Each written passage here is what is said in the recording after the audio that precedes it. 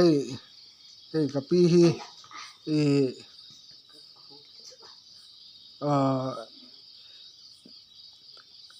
ton khiat turu deuh mai nei a chumi chuan bengwar thlak dawnin hriata hei tunah in amah hi vin lam hna thawven a chau ang renga amarawh chu hei kan han thla tawh bawk si a tian a chau chung chung hi kan han pan a anin a thei ang angin min han sawi sak se a ton hriat ani a chuvin ne a thon thu ang zawng deuh pon a thei ang angin min han sawi sak turin kan han ngen hmasa ni se chuan kapi tlahrang nge mi pakhat pa pakhat thi hrang deuh mai hriat a kha tunah hian hei kan subscriber te howin hriat an han chak deuh a chu ai chau viau na in khawngah in toite tal min han thil thingam le thlahrang han tih ngot hianin a bul deuh atanga sei loh chuan hin hmanlai hate chuan pasal tha tak tak ramvak mi te hian awm thin a khaw pakhatah hian u nau pakhat u nau hi an awm a an u nau khan pasal tha ve hian ni a an u nau hian han in zui thin a ram chhuakin an ram chhuahna lamah chuan voi khat chu sai luang an zawh a sai lian deuh mai hian tawng fut a rem bawk si an sa tawn kha an u nau chuan hin nangkap rawh le an in tiah u zawk khan nau zawk kha han kap rawh le a tiah mahse nau zawk kha an u zawk mana na chu ka u zawkin hi a hlawm kap nasa ta che a han tia mahse u zawk khan nau zawk han kah tir kha a duh sak ve a tichuan nau zawk chuan a han kap a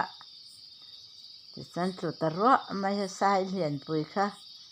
tichuan khaw chhung te khan han pun a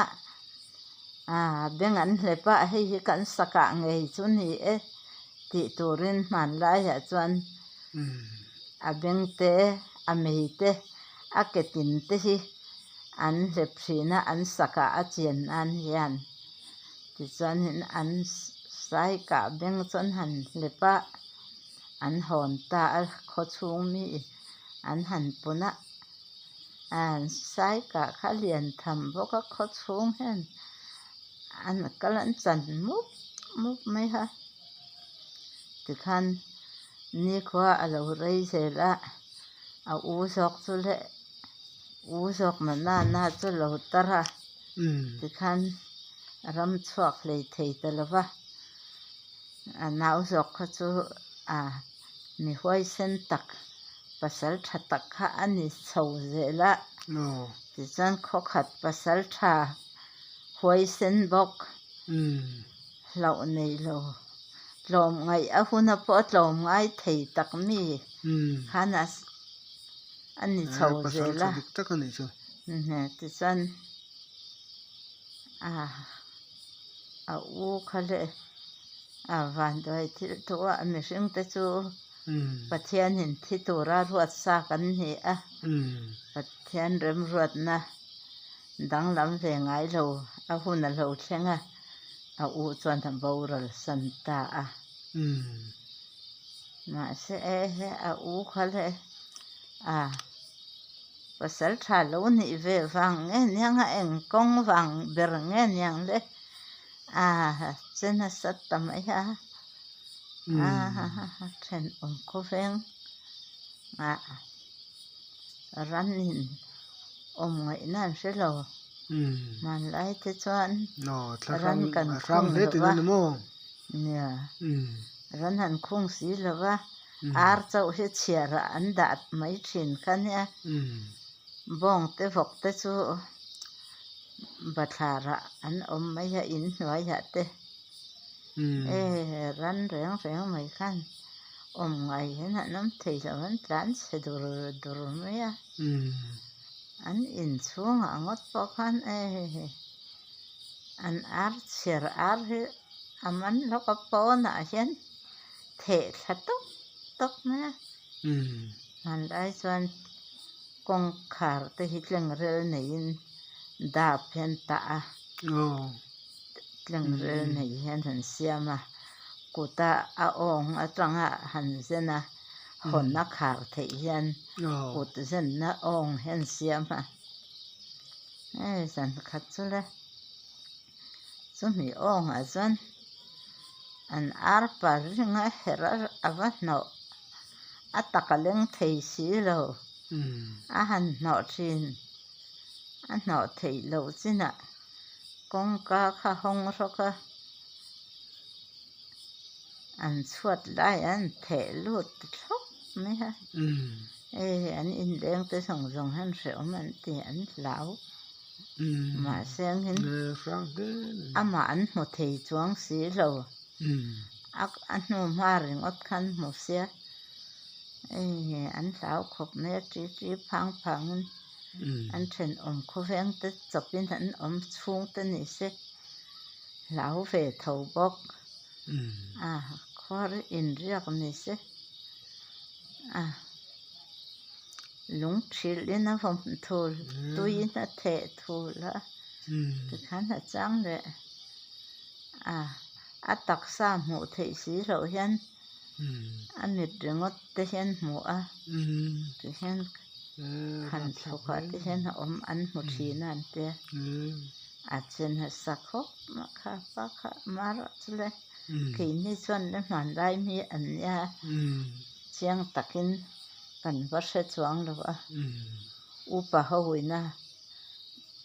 pi le pu te na men lo hril chhawn kha kan hre ve mai khan he amai ro chu dot an ni lo an ni ti ro chu a hriat ve thei na kong kha oma mi pahnih khat mai na sei ni lo khan upa then om kho veng ti ina han sei chua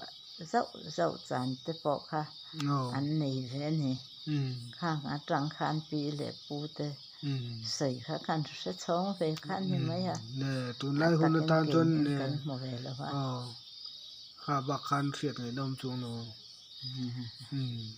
to pa khatia a chen ha satalu tok khale anau chuan then om kho veng pon za om lu to ka tiang chu kan ha wang e tia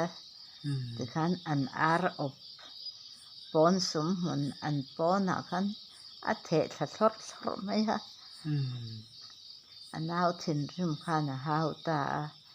he ka u I hun to pathenga kan ui em che ma se I che dan lu tok hi then om kho veng mai za an lu tok then om kho veng mai po kan en ngam lo om tiang lu tok te chuanin a moi ngai lo I che dan hi tu huma ni thin an tirim lo che ha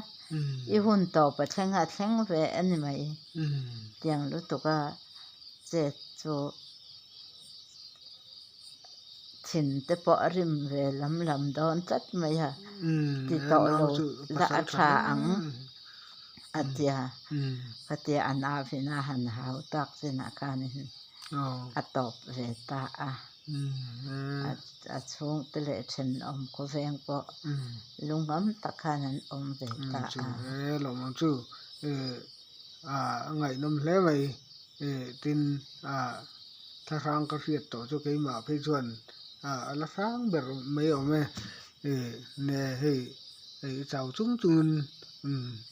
nghe thưa thu ngậy nôm đậu mày thil ngậy nôm đậu mày hẳn men soi sak thea alom kan tia tin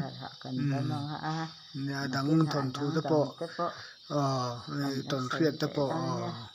alom ma me ne kan lom lu to ko